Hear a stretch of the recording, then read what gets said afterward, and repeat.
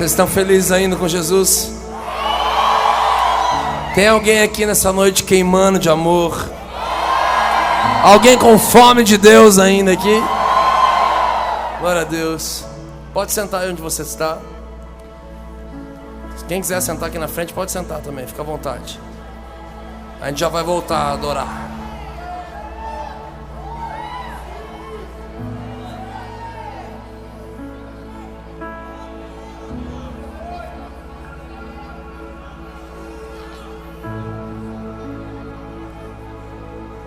Querido, deixa eu te fazer uma pergunta. Quem aqui já recebeu alguma palavra profética sobre a sua vida? Ou traduzindo bem no crentez, quem tem promessa aí? Sabe de uma coisa? Olha que interessante. Quem já recebeu a mesma palavra mais de uma vez? Duas pessoas diferentes. Quem já recebeu a mesma palavra 3 vezes? Eu vou parar o leilão profético. Só para te falar o seguinte. O número 1 na Bíblia significa ativação. No caso, a palavra profética, o Senhor está te ativando. Número 2 na Bíblia significa ou divisão ou confirmação. Então, no caso, a palavra profética você ouve 2 vezes de 2 pessoas diferentes, significa que o Senhor está confirmando. O número 3, não na Bíblia, mas para mim, significa que você não está obedecendo para que o Senhor precisa falar mais de 2 vezes a mesma coisa com você.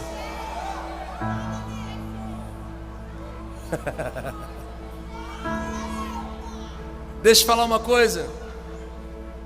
Se o Senhor precisa falar com você além do nível bíblico da confirmação, não significa que você é o mais profetizado entre nós.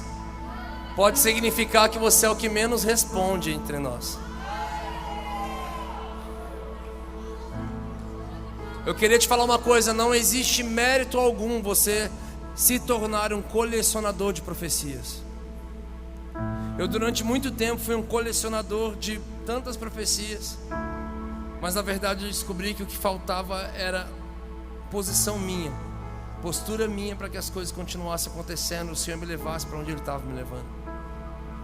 Eu queria falar que a promessa que o Senhor tem sobre a sua vida, sobre a minha vida, ela é tão grande, ela é tão gigantesca, ela é tão absurda para quem você é. E quando você ouve para onde o Senhor está te levando, o que Ele quer fazer na sua vida, o que Ele quer fazer com você, você fala, meu Deus, não pode ser comigo, não pode ser verdade. Deus, o Senhor conhece as minhas falhas, o Senhor conhece as minhas limitações, o Senhor sabe quem eu sou, o Senhor está falando isso. Mas sabe de uma coisa, o que você precisa entender é que toda promessa bíblica e toda promessa pessoal, individual, ela não tem a ver com você, porque a conclusão da promessa, ela nunca vai ter a ver com você. A conclusão daquilo que o Senhor falou sobre a sua vida, sobre um tempo futuro, quando chega lá, você vai entender que aquilo tem a ver com honrar a Cristo e abençoar um povo. Então você começa a entender que nunca foi sobre você, foi sobre Cristo e foi sobre um povo. Esther, ela não governa só porque ela é a mais bonita entre todas. Pelo contrário, a Bíblia deixa claro que Vasti era muito mais formosa que todas as outras. Então Esther, ela não governa simplesmente por causa da beleza dela. Ela governa porque um dia o povo dela ia precisar da influência dela no governo. Então, para que eles não fossem mortos, ela foi o canal para suprir aquela situação.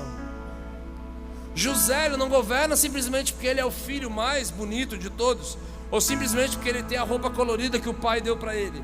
José, ele governa porque quando seus irmãos vêm te pedir perdão para ele, ele entende e ele fala, não me peçam perdão, porque foi Deus que me enviou à frente, para que no dia de necessidade da minha família, do meu povo, eu fosse o canal para suprir tudo isso. Abraão, de ti eu farei uma grande nação. Mas essa conversa não começa nem com Abraão, essa conversa começa com o pai dele, Terá. Terá, sai das tuas terras, vá para a terra que eu vou te mostrar. No meio do caminho, um dos seus filhos morre, o irmão de Abraão, o nome dele é Arã. A Bíblia diz que eles fundam uma cidade, colocam o nome de Arã, e ali o Senhor o prospera. Mas prospera tanto que quando fala novamente para o pai, vamos seguir? Ele fala, não, o Senhor já me prosperou muito aqui. Então ele vai no quarto do lado, o Senhor vai na barraca do lado, E ele chama o seu filho e fala: então, Abraão, saia você da tua parentela e vá para a terra que eu vou te mostrar. Então essa nação nunca esteve dentro nem de Terá, nem dentro de Arão, nem dentro de Arã e nem dentro de Abrão. Essa nação sempre esteve dentro de Deus. E queridos, para onde o Senhor está te levando, você precisa entender que não é sobre você, é sobre Cristo e sobre um povo. Mas quando você chegar lá naquele lugar que o Senhor te prometeu, seu futuro, eu não sei há quanto tempo que o Senhor tem falado coisas ao seu respeito. E querido, se você diz que, se você não ergueu a mão falando: olha, Bruno, eu nunca recebi uma palavra profética, eu queria te dizer que Deus fala através da palavra, Deus fala através do relacionamento com o Espírito Santo, Deus fala através de homens, Deus fala através de tudo. Então se o Senhor te falou alguma coisa sobre o seu futuro, sobre para onde Ele está te levando, meu amigo, Ele tem falado. Agora, se você não ouviu, talvez você não estava posicionado no lugar certo para ouvir. Porque a palavra diz: grite no telhado aquilo que Ele sussurra em seu ouvido. Mas hoje nós vivemos numa geração onde tem muitas latas batendo na nossa cabeça. É muito barulho batendo na nossa cabeça para que você consiga ouvir o sussurro. Porque Deus, Ele ama liberar coisas sobre a sua vida que Ele libera num sussurro. É bem baixinho. E sabe de uma coisa, queridos? A promessa que Ele tem para você é tão linda, é tão bela, é tão grande, vai tocar tantas pessoas. O Senhor ama, eu amo quando a palavra do Senhor fala que Ele, quando você entrega algo ao Senhor e Ele te devolve numa medida ao ponto que chega a transbordar, transbordante. Conhecemos isso como boa medida, recalcada, sacudida e transbordante. Eu amo o transbordante, sabe por quê? O transbordante fala que o Senhor colocou tanto em você que você não dá conta mais de conter aquilo que o Senhor depositou em você. Então é necessário que vai escorrer para todos os lados e vai atingir todo mundo que está perto. O Senhor deposita tanto óleo, tanta unção, tanta vida, tantos sonhos, tantos projetos, tanto dinheiro, tanto empreendimento, tanta coisa que não cabe mais em você e vai precisar escorrer para quem está do lado. Vai ser impossível você conseguir armazenar tudo aquilo que o Senhor quer liberar. Mas se a promessa, querido, fala de um tempo futuro, quando você chega nesse tempo futuro, você vai entender que não é sobre um tempo, mas é sobre um lugar. Porque a tua promessa, ela tem a ver com um lugar, não somente com um tempo. E quando você chega lá na sua promessa, você entende uma coisa. Apocalipse capítulo 1, verso 6 vai dizer que o sacrifício de Jesus, Ele nos deu poder e autoridade para sermos reis, sacerdotes e filhos de Deus. O sacrifício, queridos, eu tenho essa consciência desde os meus 12, 13 anos de idade. Eu orava, eu não sabia que estava em Apocalipse 1,6, mas eu falava: Deus, o seu sacrifício, Jesus, o seu sacrifício naquela cruz foi muito alto para que eu fosse mais um aqui na terra, para que eu fosse mais um menino que pega o violão, que pega o microfone, para ser mais um carinha que vai estudar, para ser mais um menino que vive nesse bairro. Não é possível, seu sacrifício foi muito alto. A consciência de entender que o sacrifício de Jesus nos deu poder e autoridade para sermos reis, filhos e sacerdotes. Sabe de uma coisa, queridos? Alguns anos atrás eu fui em uma igreja em Curitiba. Eu fui participar de uma conferência de 3 dias e apontaram um dedo para um pastor e falaram para mim assim: Brunão, aquele pastor ali, ele semeia um carro zero todo ano na vida de alguém que Deus mostra para ele. A conferência acabou para mim, porque eu fiquei os 3 dias olhando para ele e falando: Deus, faz ele me ver, faz ele me ver. Deus, faz ele me ver, por favor, Deus, faz ele me ver, Pai. Sabe de uma coisa? A conferência acabou, aquele homem não me viu. Eu fiquei em crise. Eu falava: Deus, o Senhor sabe que não tem a ver sobre eu chegar bonito no estacionamento da igreja, muito menos ir para o shopping com a minha família. O Senhor sabe que tem a ver sobre eu colocar um monte de amigos dentro de um carro, enfiar um monte de equipamento lá dentro e a gente poder sair por aí fazendo a tua obra. O Senhor sabe que é sobre isso. Mas por que o Senhor não fez ele me ver? Então o Senhor falou comigo: Bruno, Apocalipse 1,6, ali vai dizer que o meu sacrifício te deu poder para ser rei, sacerdote e filho. Sabe qual é a sua dificuldade? Falei: qual? Você adolescente entrou para o quarto e começou a desenvolver o sacerdócio. Nesse quarto eu te dei livros, eu te dei canções, eu te dei CDs, eu te dei projetos. Só que você sempre saiu desse quarto com olhos miseráveis para ver quem seriam os reis que iriam financiar a visão que eu te dei. Porque durante muito tempo você se posicionou como sacerdote. Você leu essa passagem como rei ou sacerdote. Uns governam, outros só têm intimidade. E não, o meu sacrifício te deu poder para ser as duas coisas. Sabe por que eu não fiz aquele pastor te ver, Bruno? Porque você é um menino que sobrevive. Eu quero te tornar um homem que vive e tem para suprir. Calma. Naquela hora eu entendi a mentalidade do Senhor. Porque eu sou filho de Deus. Eu tenho direito a reinar na terra. Eu tenho direito a ter sacerdócio. Sabe o que sacerdócio significa? O véu rasgou. Você não precisa mais de levita para adorar, agradecer e pedir perdão a Deus por você. Nem existe mais levitas. Apocalipse 1:6. Reis, sacerdotes e filhos. Não fala levita aqui na lista. Eu não preciso que mais ninguém adore por mim. O véu rasgou, você tem livre acesso, sacerdócio. E Ele vai depositar você a um ponto que não cabe mais em você. E você vai precisar abençoar pessoas, abençoar um povo, abençoar uma comunidade, abençoar uma cidade. Rei. Só que o mais importante, somos filhos de Deus. E como filhos de Deus, a palavra de Deus diz que nós somos co-herdeiros juntamente com Cristo. Nós somos co-herdeiros, participantes da herança junto com o Senhor, as heranças eternas que o Pai nos deixou aqui na terra. Só teve 2 aleluia, vamos lá. Tem um parente da minha esposa, um parente do Manu, um parente da família deles, ele é meu cunhado. E um parente deles, ele acordou num dia e simplesmente ele recebeu a notícia que um tio dele tinha falecido. E ele tinha deixado toda a herança no nome somente dele. Todos os dinheiros, todos os carros, todas as propriedades e todas as fazendas. E de repente ele dormiu pobre, acordou rico. E aí eu te pergunto, se acabasse esse culto, o seu pastor te ligasse e falasse: olha, filha, a gente acabou de receber uma notícia que você recebeu uma herança. Você ia ficar feliz, né? Ó, você acabou de receber uma notícia, você ficou milionário, tá? Agora a gente consegue ficar empolgado. Mas sabe de uma coisa? Deixa eu falar uma coisa para você. Muito além disso, meus amigos, nós somos co-herdeiros juntamente com Cristo. Você tem noção disso? Das heranças que o Pai nos proporciona. Meu Deus!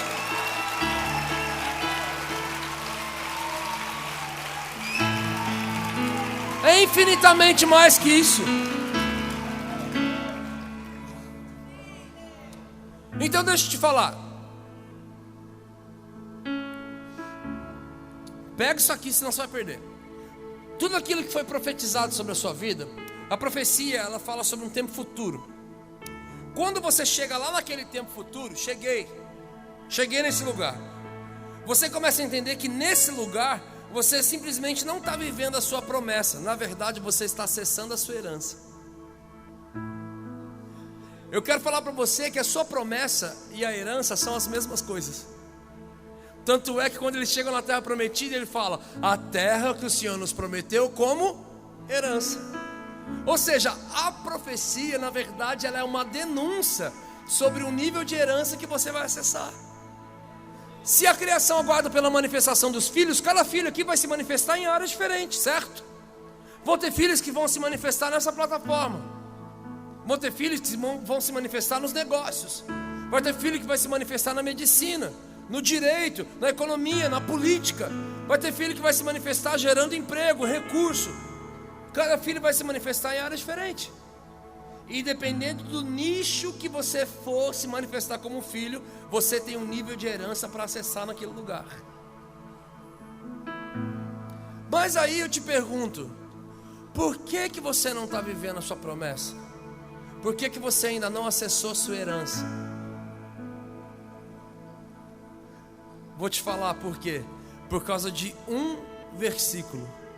É só um, não é 2 nem 3. Um versículo, ele está lá em Gálatas capítulo 4, verso 1. E lá vai dizer que o filho, enquanto ele é menino e imaturo, ele nada se difere de um escravo que não pode participar da herança do seu senhor.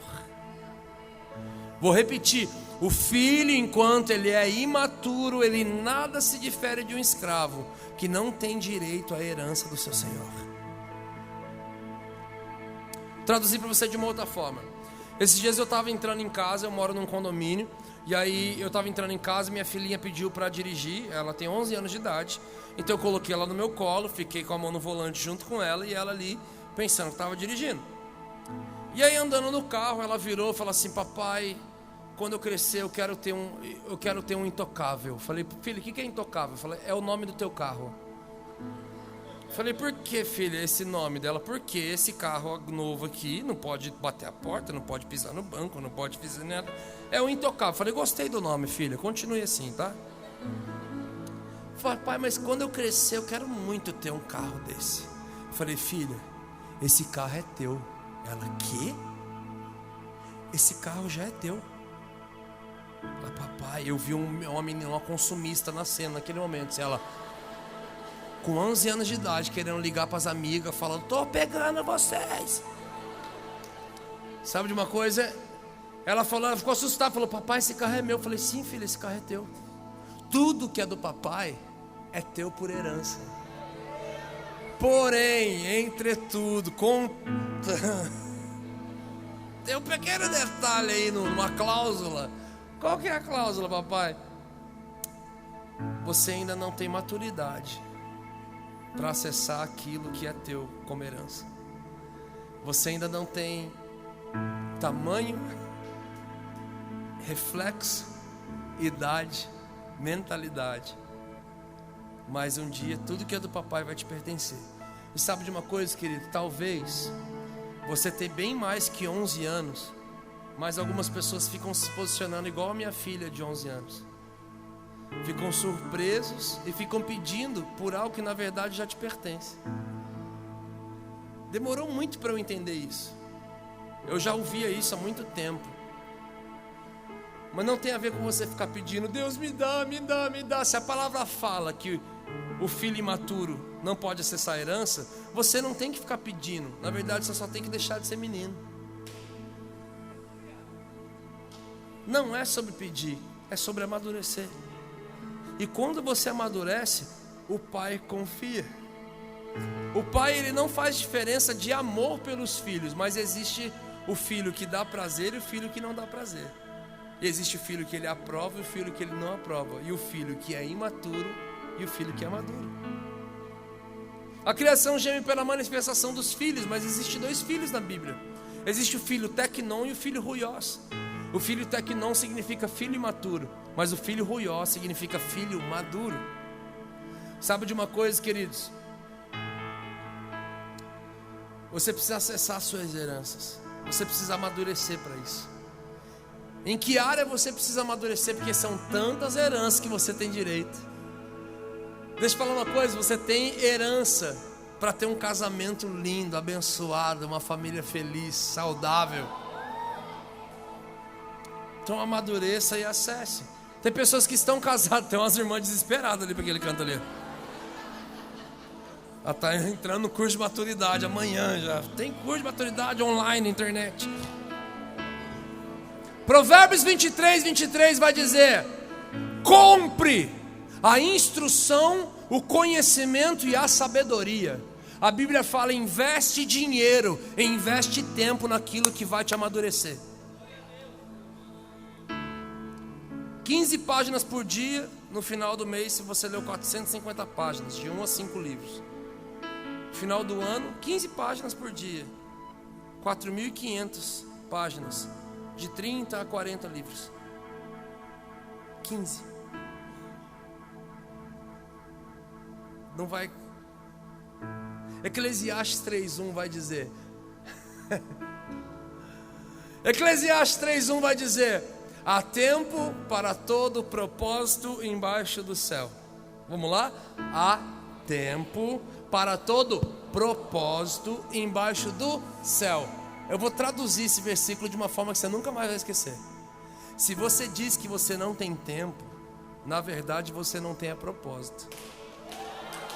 Peraí. Porque é que eu não gosto de aplauso não, é que eu quero liberar logo tudo. Se você diz que não tem tempo, na verdade você não tem propósito. Se a Bíblia fala que há tempo para todo propósito, não está falando que vai chegar um tempo que você vai viver alguma coisa. Também. Mas na verdade está falando que tudo que você estabelece como propósito, o Senhor do tempo libera tempo para você. Ah, mas Bruno, eu não tive tempo de orar, não tive tempo de ler, não tive tempo de jejuar, não tive tempo de planejar. Não, na verdade você não teve a propósito. Que tudo que você estabelece como propósito, o Senhor move céus e terra para que o tempo apareça, meu amigo. O tempo aparece. Vocês aguentam mais? Vamos continuar. Sabe de uma coisa?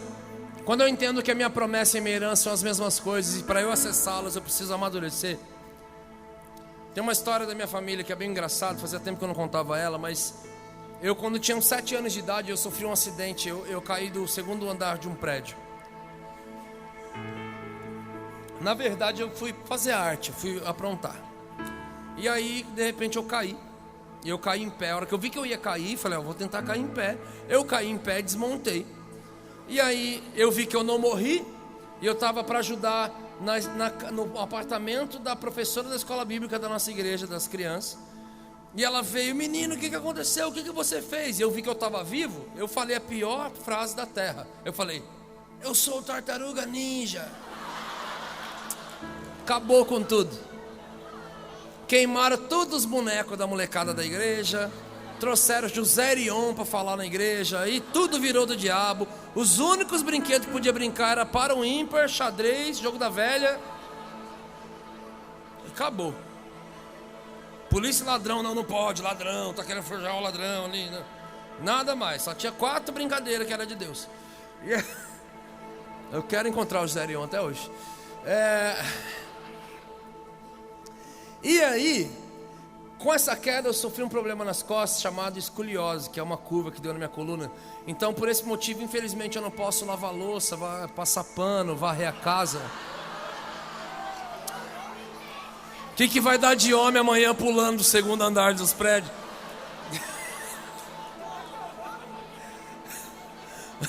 Tem uns caras perguntando, como é que é o nome? Qual é o nome que eu tenho? Porque eu não posso fazer essas coisas também. Sabe de uma coisa, queridos? Mas eu casei com baixinha, então não adianta. Já notou que todo animal pequenininho não tem noção da vida? Do perigo, de nada? É assim, casar com baixinha dá nisso. Elas são braba. Então não tem jeito. Mas o resumo é que quando eu tinha uns 14 anos de idade, um pessoal da nossa igreja,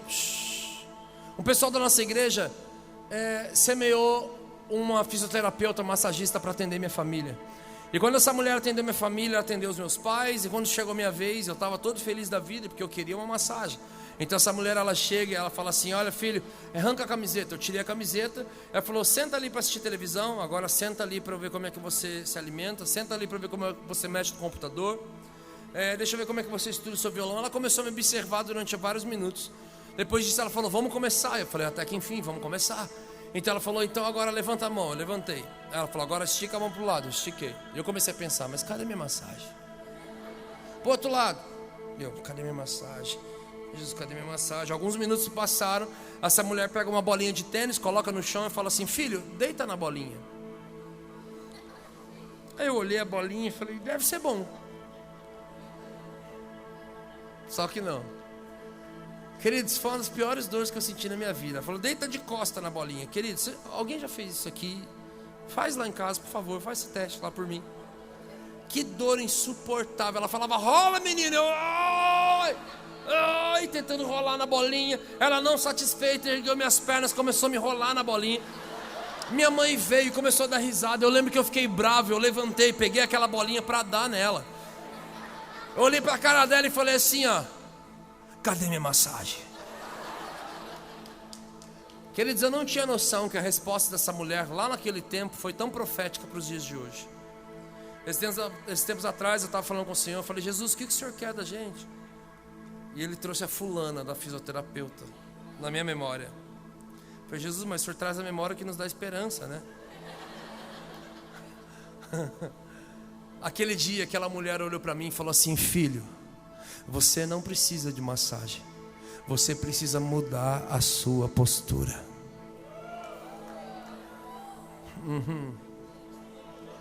Nós somos a geração que mais ama massagem espiritual. Nós amamos o culto que você não consegue ficar de pé, você sai chorando, babando. O culto que o Armando Coque vem na tua direção, marchando, fazendo gilete. Queridos, quer saber de uma coisa? Eu amo esses cultos irracionais, muito louco. Tá tão manto, vigília, né? Vigília, acampamento, o dia da fogueira, o encontro com Deus. Aí vem alguém, coloca você embaixo do sovaco assim, e começa a orar. Aí você fica em uma guerra entre o espírito e a carne. Você fica, Jesus, tá ruim, mas tá boa.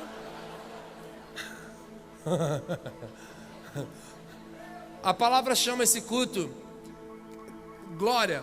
A glória no Velho Testamento é a palavra kavod, que significa peso da presença de Deus, a qual você não consegue ficar de pé. Isso é bíblico, tá? Só que a mesma palavra glória, agora no Novo Testamento, não é mais a palavra kavod, agora é a palavra doxa, porque também mudou o idioma, saiu do hebraico e veio para o grego. Então, mas somente não muda a pronúncia, muda também o sentido. Velho Testamento em hebraico, a glória é o kavod, peso da presença de Deus. Novo Testamento, a glória é doxa. E doxa significa a opinião de Deus. Ah, mudou, Brunão? Não é que mudou. A mesma glória que um dia te derruba para o chão, te faz chorar por horas, é a mesma glória que um dia te deixa de pé, mas muda a sua mentalidade. Com uma opinião que vem dos céus. E sabe de uma coisa? O Senhor tem liberado uma opinião dele para esse nosso tempo. E nós precisamos amadurecer, queridos, para poder acessar isso. Então eu vou pensar que, Brunão, se o filho maduro pode acessar as heranças, complicou para mim, Brunão. Eu tenho 12, 13 anos, 14, 15. Somente os irmãos de cabelo branco aqui que estão aqui que vão poder acessar a sua herança, porque eles são maduros. A gente precisa entender um pouco da diferença do reino espiritual e do reino natural. Por mais que os dois caminham juntos, o reflexo deles é diferente. Vou te dar um exemplo. No reino natural, você precisa nascer para depois morrer. No reino espiritual, você precisa primeiro morrer para depois viver. Ou seja, no reino espiritual, o menos é mais, o líder é servo, o pobre é rico, o louco é sábio, o último é primeiro, o fraco é forte, o grande é pequeno, quem perde é quem ganha, quem chora é quem ri, e quem morre é quem vive eternamente. Sabe de uma coisa? Eu começo a entender que a maturidade espiritual não tem a ver com idade, igual a maturidade terrena. A maturidade terrena, só alguém de cabelo branco é maduro e um moleque é um moleque. Mas no reino espiritual, a maturidade não tem a ver com idade, tem a ver com resposta. Tem a ver com obediência. E eu conheço pessoas maduras em idade que não respondem ao céu faz tempo. Por isso que você vai ver várias vezes na Bíblia o Senhor chegando em um pai de família de cabelos brancos e direcionando ele, mas ele para de responder. E aí sabe o que o Senhor faz? Vai no quarto do lado e encontra um menino que está ou atrás das malhadas, que está em algum lugar. E ele fala: já que seu pai não responde, eu vou chamar você para responder. A Bíblia é repleta, eu poderia falar várias aqui. O Senhor ama ir no quarto de um menino e falar: Samuel.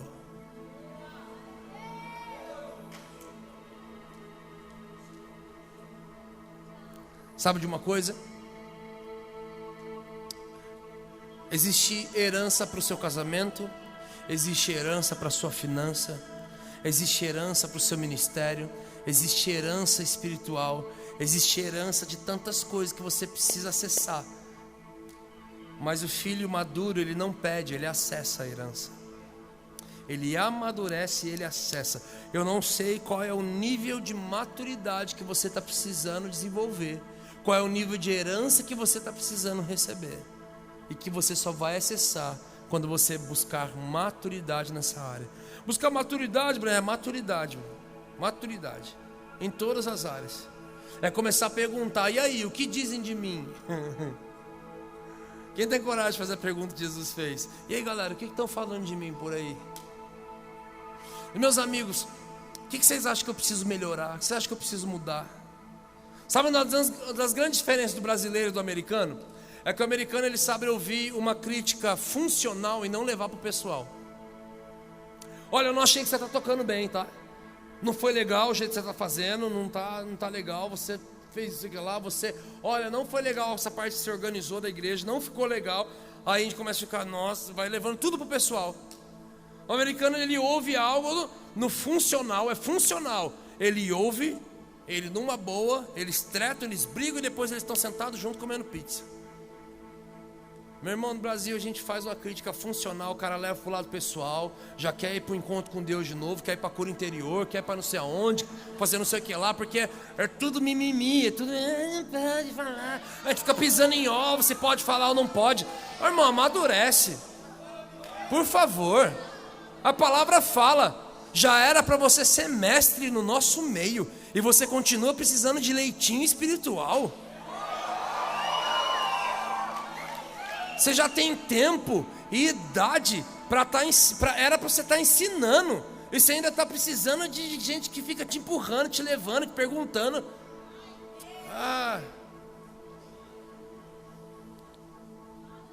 Sabe, chega em quem discipula a sua vida, quem fala sobre a sua vida, abra, rasga. Tenha mentores, tenha discipulador, tenha paternidade, tenha tudo, vai, fala sobre a minha vida aí, ó. Derrama, libera. Quer uma grande dica de discipulado que eu demorei para aprender? Porque quando eu quero ser discipulado, eu quero ser discipulado. Quem você quer ser discipulado? Se Deus tem uma grande obra na minha vida, tem que ser alguém muito grande para me discipular. Tem que ser alguém que sobe lá na plataforma. Sabe de uma coisa? Quem discipulou Adão? Deus. Deu certo? Não. Quem discipulou Judas? Jesus. Deu certo? Não. Sabe por quê? Porque nunca teve a ver com quem discipulava, mas sempre teve a ver com a resposta do discípulo. Sempre teve a ver com o nível de quanto você abre, o quanto você fala, o quanto você responde. Queridos, nós precisamos acessar nossa maturidade em várias áreas. O menino que antes sobrevivia e retinha para sobreviver, eu amadureci e entendi que o modelo do céu é eu dar para ter ainda mais. É confiar nas mãos do Senhor e viver pelo poder da minha semente em generosidade com o corpo de Cristo. Então um dia eu comecei a viver pelo poder da minha semente. De lá para cá, o Senhor já me fez semear alguns carros. Me fez entender que eu preciso semear na vida de outras pessoas. O menino que antes ficava pedindo, precisando, eu amadureci. E amadurecer mesmo. Eu tenho mais caminho ainda para amadurecer nessa área. Eu fui estudar tanto biblicamente quanto em várias outras áreas sobre finança. Eu fui entender sobre passivos, sobre ativos, sobre entrada, sobre saída, sobre gaste tempo. Provérbios 23, 23. Compre a instrução, a verdade e a sabedoria. Compre, invista dinheiro. Esses dias atrás, alguém com muita boa intenção foi na minha casa e falou para mim: Brunão, deixa eu te dar uma dica. Eu falei: o quê? Não posta mais a sua casa no Instagram, não. Eu falei: como assim? Os stories que você faz, assim, não posta mais a sua casa, sua sala, sua casa grande, não posta mais a sua garagem, seus carros, sua condição.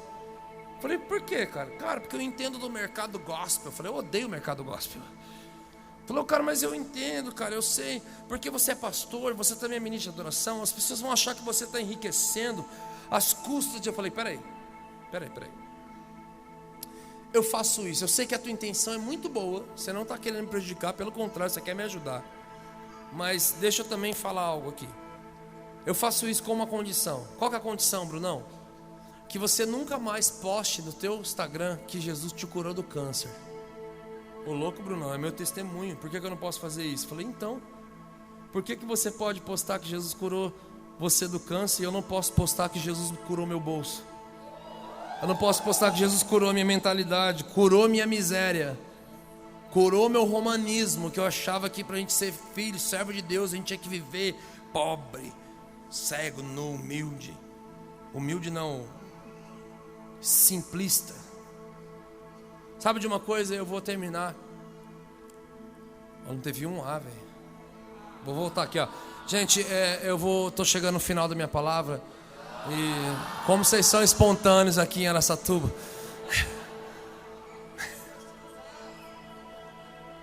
eu quero falar para você sobre algo que o Senhor tem me feito perseguir e um desejo que eu tenho no meu... Tem um fogo cerrado no meu peito que não me dá descanso, sabe?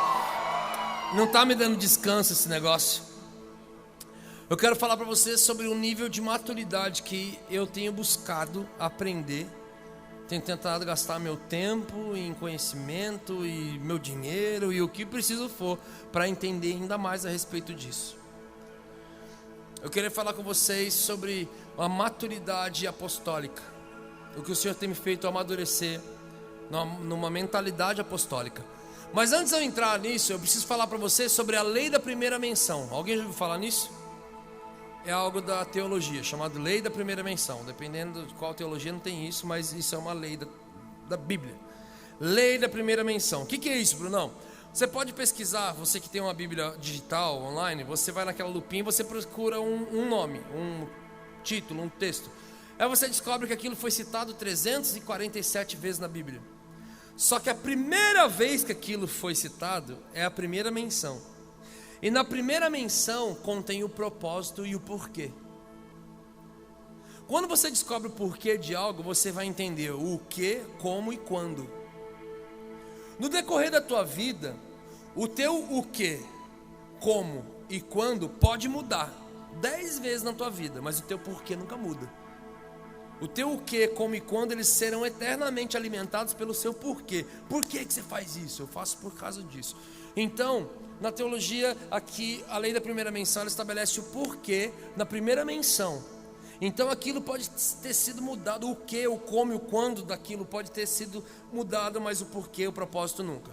Vou tirar do lado místico aqui, do lado místico e trazer para o lado prático. Ainda sem entrar no lado apostolado, eu vou te dar um exemplo da importância e do peso da lei da primeira menção. Vamos lá. Deus, junto com a Trindade, fala: façamos o homem. Então Deus coloca a mão no barro e faz um boneco chamado Adam, que significa vermelho como barro.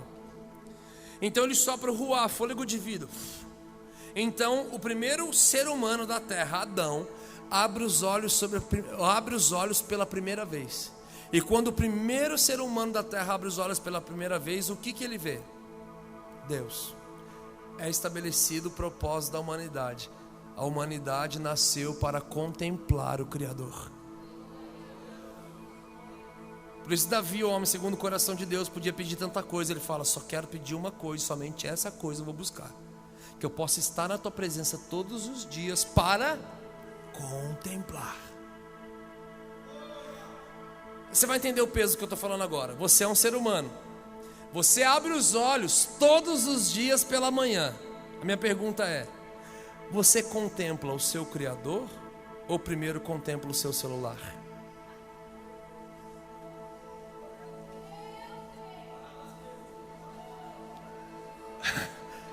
Agora você entendeu o peso da lei da primeira menção, né? Você fala: Bruno, não, é pesado isso aí. Você entendeu? Quando você entende a primeira menção, é estabelecido o propósito. E o teu propósito é a cada manhã, quando você abrir os olhos, querido, você contemplar primeiro o seu Criador. E eu sei da minha luta constante e diária, que é de precisar abrir os olhos e ficar louco para pegar meu celular. De vez em quando ele vence.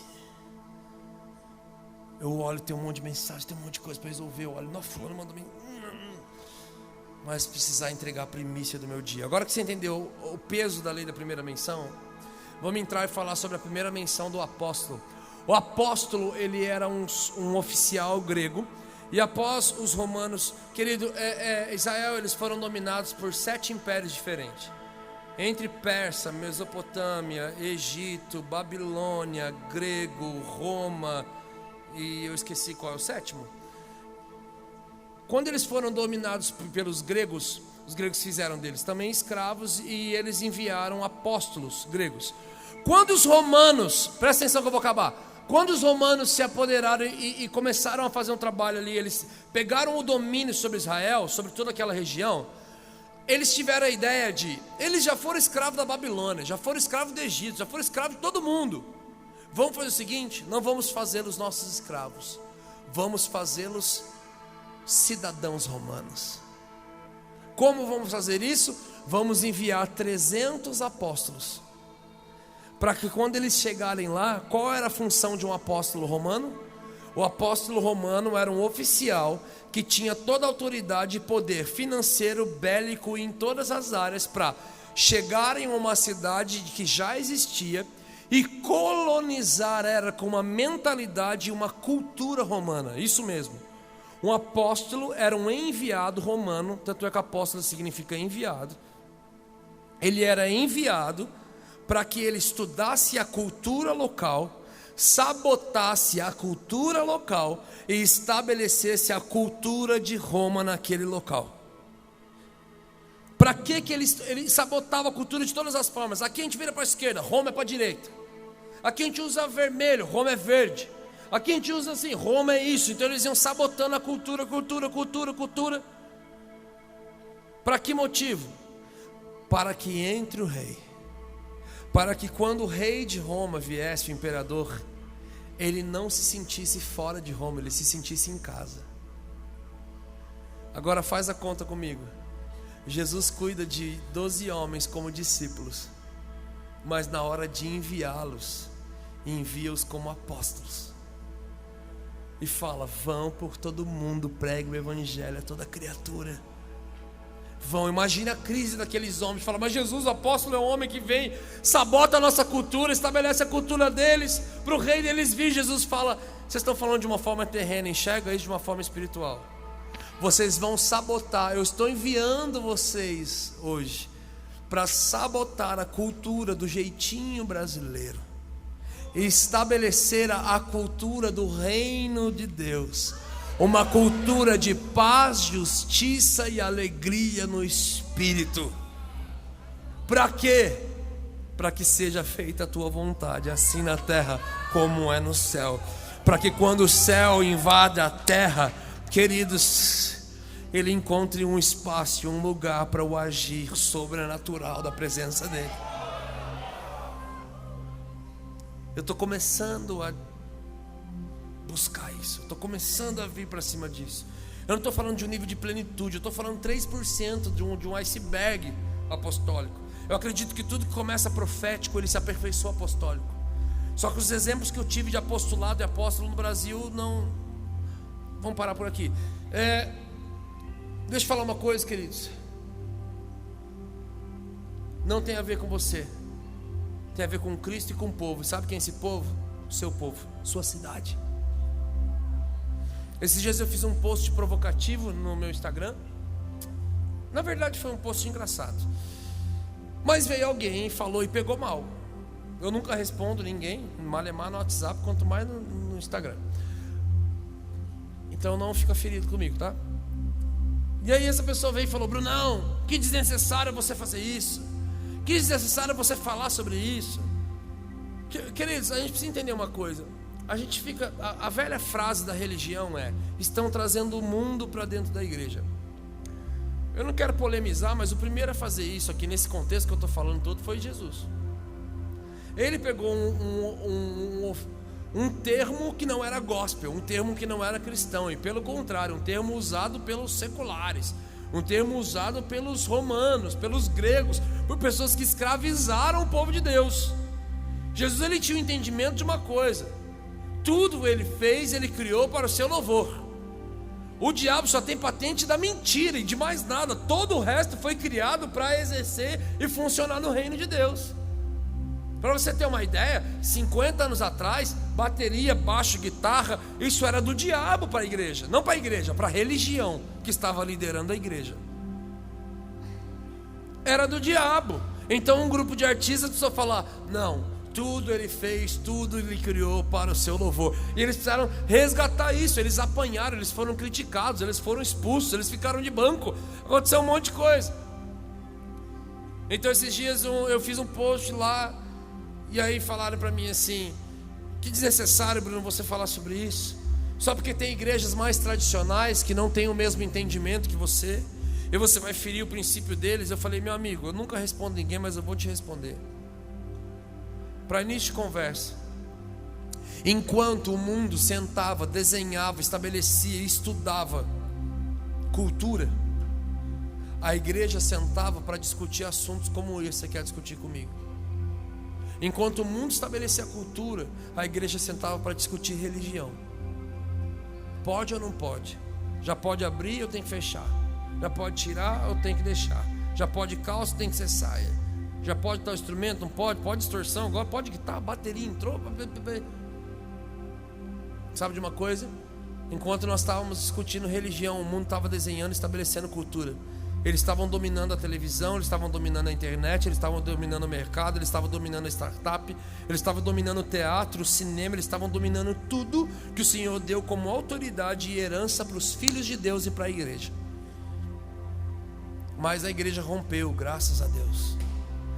Só que, porém, acordamos assustados com o mundo. Vai falar que essa é uma das grandes frases que você ouve na plataforma: igreja, olha como está o mundo. Sim, porque a gente ficou sentado discutindo religião enquanto eles estavam desenhando cultura. E a gente não vai conseguir tocar o mundo com a nossa religião, meu amigo. A gente não vai conseguir tocar o mundo com o nosso pode ou não pode. A gente vai precisar tocar o mundo com cultura. A gente vai precisar tocar o mundo com cultura. Que cultura é essa, Brunão? Cultura de todas as áreas. Seja ela filme, seja ela série, seja ela desenho, seja ela música, seja ela teatro, seja ela cinema, seja ela o que for. Porém, em tudo que nós formos fazer, nós precisamos trazer a cultura do reino. Deixa eu te dar um exemplo. Quem já precisou ligar na sua companhia telefônica aqui para resolver algum problema? Resolveu na hora? Você acabou essa ligação sentindo paz, justiça e alegria? Não, né? Aí que é a minha indignação. Jesus, onde estão os filhos de Deus que vão ser os donos das melhores companhias do Brasil e do mundo? Para que quando o seu cliente ser atendido, ele sair daquele atendimento em paz.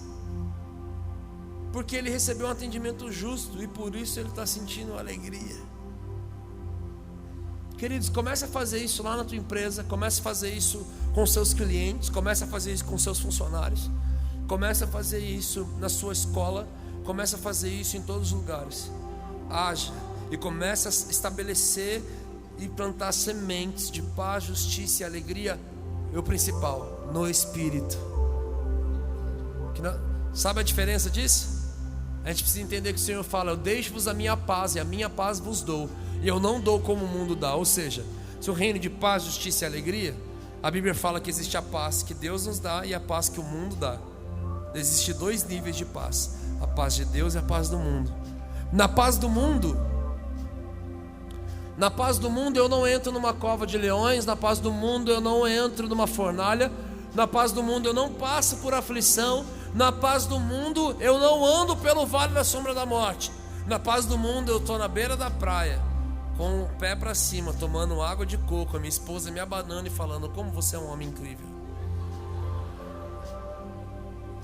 Olha, você não deixa a toalha molhada em cima da cama, você fecha sempre o box, você sempre levanta e abaixa a tampa, você me ajuda nas coisas da casa. Olha que paz seria, né, mulherada?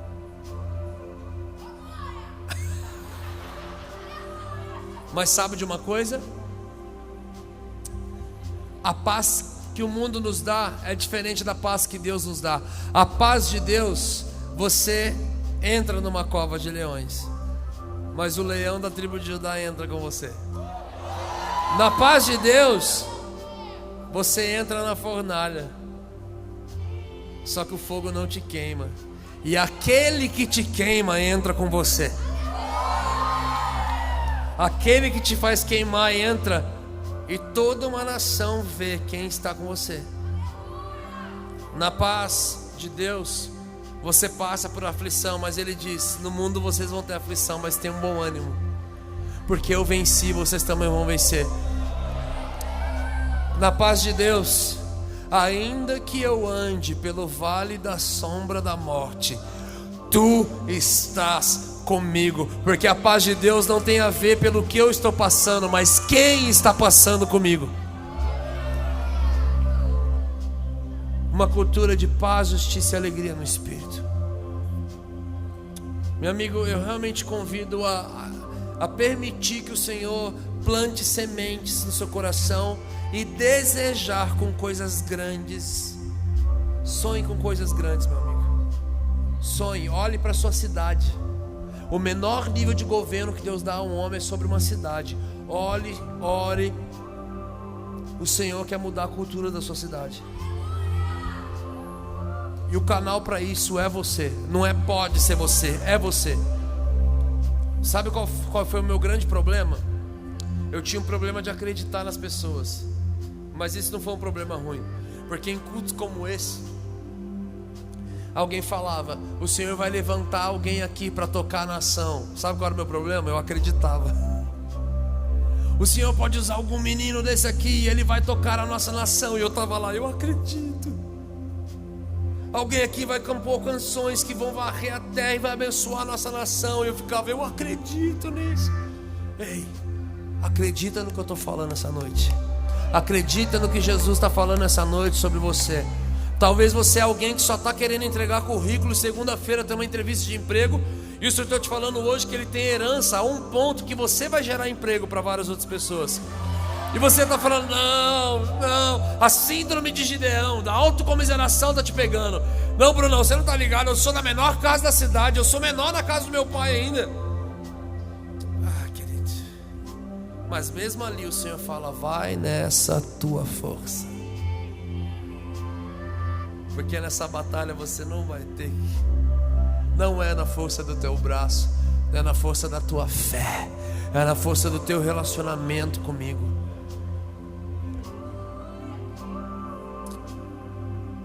Queridos, nós queremos tocar a cultura da nossa cidade, a cultura da nossa nação, para que o céu invada a terra. Sabe qual é a nossa cultura? Ai, que dor de cabeça. Espera aí, você pode tomar esse ou esse remédio? Ai, que dor aqui. Gente, vamos passar na farmácia. A cultura do reino, meu irmão, você impõe as mãos sobre os enfermos e você libera cura. A cultura do reino, você não negocia a sua autoridade. Na cultura do reino, você não precisa ter uma voz profética para falar para você dar uma coberta, um calçado, um alimento para quem precisa. Você faz. Você gasta tempo, você senta. Se você mudar de casa, seus vizinhos vão sentir sua falta. Se você mudar de casa, o seu bairro vai sentir sua falta. Se essa igreja sair daqui e for para uma nova localidade, esse bairro vai sentir falta da sua igreja, lá onde vocês estão plantados lá. Queridos, que nós possamos realmente manifestar o reino de Deus e entender que o Senhor quer nos transformar agentes de mudança cultural. Então a minha oração simples aqui nessa noite é que o Senhor levante professores, em nome de Jesus. Levante professores, Pai. Professores que vão trazer princípio, vão trazer ensino de qualidade, mas também eles vão trazer princípio de paz, justiça e alegria para os seus alunos. Levante médicos, doutores, advogados, levante contabilistas, dentistas, levante, Senhor, administradores, levante funcionários que vão se tornar encarregados, além da sua capacitação profissional para isso. Senhor, eles carregam um reino de paz, justiça e alegria. Levante aqui pessoas que vão gerar emprego para muita gente e que vão poder abençoar ainda mais essa cidade. Por favor, Jesus, comece a liberar aqui nessa noite canções que vão mudar a história da nossa música e vão invadir o mundo como nunca antes e vão varrer a nossa nação. Pai, eu oro para que o Senhor libere aqui livros. Eu peço que aquilo que o Senhor deu para C.S. Lewis, um dia o Senhor entregue para alguns aqui. Pessoas que vão escrever romances e ficção, mas que vão estabelecer e vão enxertar a cultura do reino de Deus. Pai, em nome de Jesus, libere roteiros de séries, roteiros de filmes, roteiros, Senhor, peças de teatro. Libere tudo que for poder tocar, Senhor, a cultura da nossa terra. Queridos, quando o Senhor libera um modelo do céu para Noé e para Bezalel, o Senhor libera modelos do céu para eles que continham centímetros, larguras, furos. E quando eles recebem um modelo do céu, do dia para a noite, uma floresta que era só uma floresta, agora Noé passa por aquela floresta e ele enxerga, sabe o que? Uma arca. O arraial que sempre foi um arraial, que continha tecido, madeira e ouro, agora Bezalel olha e fala: uau, daqui tudo que eu preciso para construir a arca e o tabernáculo de Deus. Eu oro para que o Senhor libere o modelo do céu sobre a sua vida, que vai fazer você enxergar coisas naturais para todos, mas agora de uma forma sobrenatural, que vai trazer e suprir a necessidade de uma cidade e também espiritual de uma nação. Em nome de Jesus, se coloque de pé. Se você simplesmente quer dar uma resposta ao céu, fala para o Senhor: eis-me aqui, Jesus, eis-me aqui, eu recebo, eu tomo posse. Pode confiar, pode liberar para mim. Não vai ser na minha força, mas eu vou buscar capacitação para tudo aquilo que o Senhor colocar na minha direção. Em nome de Jesus, que você possa dar uma resposta ao céu e se tornar a resposta que essa terra precisa. Que você seja um agente de transformação de ambientes por onde você passar. Que você persiga essa informação e encontre a tua revelação. Persiga essa revelação e encontre a tua aplicação. Então você vai perseguir a aplicação e você vai encontrar a transferência, porque você está liberando isso para tudo quanto é lugar onde você for. Em nome de Jesus. Ele abriu mão de sua glória, sangrou no madeiro por mim, me conectou, salvou, curou. Ele me deu um destino, uma capa e um